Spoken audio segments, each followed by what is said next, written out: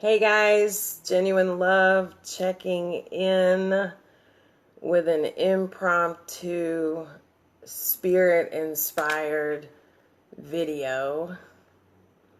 And the video really is an answer to a lot of the questions that I get asked in emails and different people that I talk to, because the nature of the people that are drawn to me, they are healers, they are light bringers, they are empaths, they are sensitive souls who are here, to make a difference in the earth. And I honor you for being in that space and answering the call and doing the inner work, because the inner work is not all woo love and light all the time. Like, the shadow work can feel really rough and uncomfortable and icky, and that's still beautiful. You know what I mean?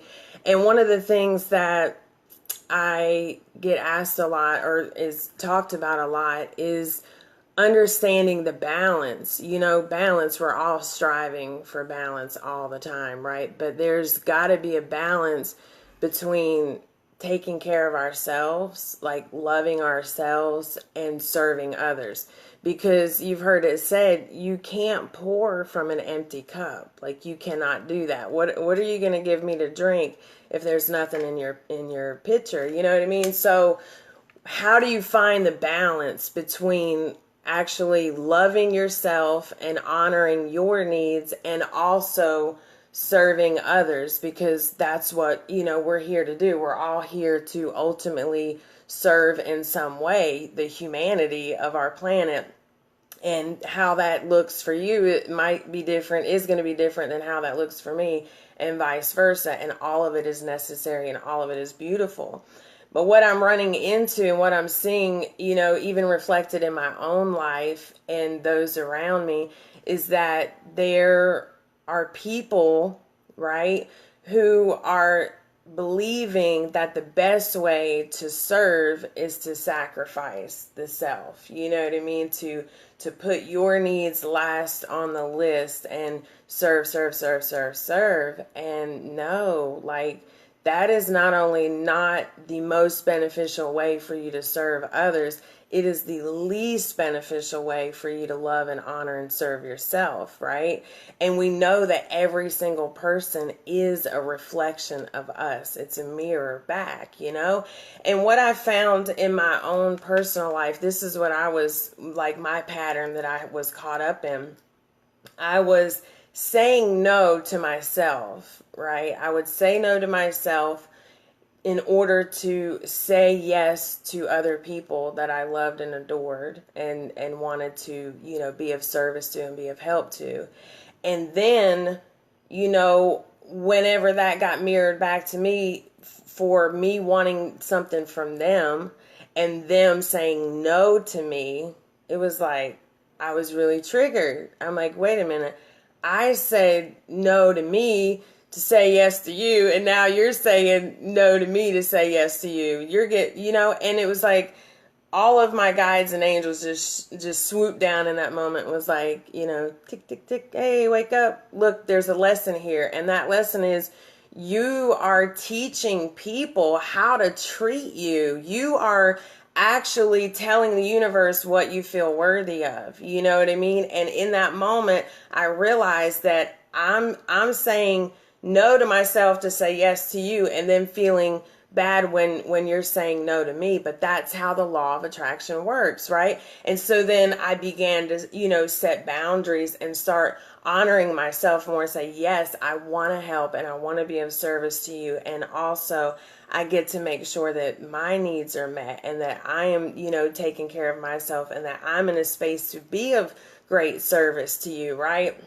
And I used to feel really, really guilty about that. I used to feel like I couldn't focus on me. I couldn't focus on taking care of myself because I had the girls to take care of way back then. And then, I had all of these other people depending on me, and their needs seemed so much bigger than mine. And what I realized was, it wasn't that their needs were bigger than mine. It was that deep down, I was still feeling unworthy of my needs being met, of me being taken care of and me being fully supported. And that's some deep rooted stuff, guys. You know what I mean? So that's why you'll hear me always say go easy with people, because we're all in this awakening ascension process and we're all peeling back layers, and some of this shit stings, yo. And you just really get to be in that space of, love for others. But again, it always comes back to self-love. So if I have no love for myself, how in the hell can I have love for you? You know what I mean? If I can't learn to forgive and forget the things that I've been through, how can I learn to forgive and forget what is going on with you? And maybe we've had an exchange, right? So there's a fine balance, and I'm not saying that it's easy to do, but it is available to you to find balance and harmony. And what happens is it trickles out into all of your relationships in all areas of your life, because now you have set the tone. You have said, you know what? I matter. My feelings matter. Me being taken care of matters, right? And when you're in that space now, you're not expecting anybody else. And that's the other caveat to this is people are not taking care of themselves and then expecting other people to take care of them. No, that's not how it works. Like, it is nobody's job on the planet to take care of your well-being and to make sure that you're taken care of. Like, that gets to be your job. So instead of focusing on what other people are or aren't doing and how they are or aren't showing up in your life, like, really focus on how the hell am I showing up in my own life? You know what I mean? Am I loving and honoring myself? Or am I not loving and honoring myself and expecting somebody else to show up and do that? Because you're always going to be frustrated if you do that. Trust me, you're always going to be like, and nobody's going to want to really chill with you and hang with you and build with you, because you're needy and you're clingy and you drain the energy out of everybody, so let's not do that. Like, let's really fill our cup and then pour from that, you know what I mean? And not even expect the cup that you're pouring into. Like, don't expect where the love and where the appreciation and where the abundance, don't even expect it to come from where you're pouring. That's the other caveat here. There's layers to this. Now we are like, well, I gave to you, you have to give to me. And you might give to 10 different people that you never see again. And then, 3 different people show up and bless you in ways that knock your whole socks off, and this is possible. I've lived it. I'm living it now. I'm experiencing, this very thing. So trust that the universe knows what you need, when you need it, who you need, when you need them. And all you really get to do is like keep honoring yourself, because that is the best thing. And that is the other point. When you're honoring you, you're honoring me. When you're honoring you, that vibration is sent out into the planet. And you can call it woo-woo, foo-foo, whatever. It doesn't matter. It's true. There's energy that goes out. And as we feel appreciation and love and honor and forgiveness for ourselves, that trickles out. And now somewhere I'm across the world, but all of a sudden I'm in my room and I feel love and appreciation and forgiveness for myself, seemingly out of nowhere. We really are that freaking powerful, and we're really that connected. You know what I mean? So know that the work that you're doing, like we've been taught, put self last and focus on everybody else. Hell no, that's a recipe for disaster and frustration and anger all along the planet. Like, no, we get to honor ourselves, because when I can truly and fully honor myself and see all of me and see all of the icky parts and all of the shadow parts and love them anyway and make sure that I am taken care of, now I can serve you. Now I can show up from a space of, I have unconditional love for me. I'm not looking for anything from you. I'm here to serve. I'm here to give to you, because I've already taken the time to fill up. I've already taken the time to be with my source. I've already taken the time to really make sure that I am in a place to even be of value and of service, right? And so from there, You know, people are brought into your life. Things begin to line up seemingly like magically and quickly and beautifully, you know, and that's the way it is supposed to be. Like that's the way it's supposed to go. It's ease and flow. And the ease and flow is always, and I do mean always, going to come from your alignment. And it is impossible. It is impossible to be in alignment with yourself and your inner being while you're feeling frustration towards yourself or anything or anyone else. It's impossible. So yes, there's things that if we focus on, we can feel frustrated. Trust me, I know, I've been there, I get it. And even still now, I have to, you know, like the same stuff I'm telling you, I'm reminding myself, right? But we do have an option. We can spin the wheel of frustration and just be there, and that we're allowed to do that, and we're perfect, whole, and complete, and we're loved, and we're understood even in that. And if we want to experience more joy and more bliss and more abundance, and if we want to really be of value and be of service, we get to just like really love and honor ourselves, forgive ourselves, make time for ourselves, listen to ourselves, and then from there, serve.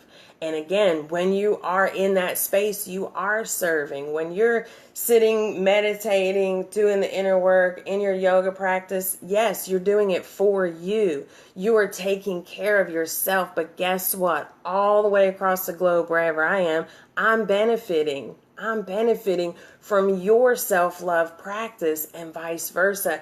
And so know that you're not being insensitive when you don't take a call because you're in the middle of, you know, your own stuff. Know that you're not being insensitive when you say no to someone else to say yes to you, because that person has an inner being, and that person has guides, and that person has access to the power that creates worlds just like you do.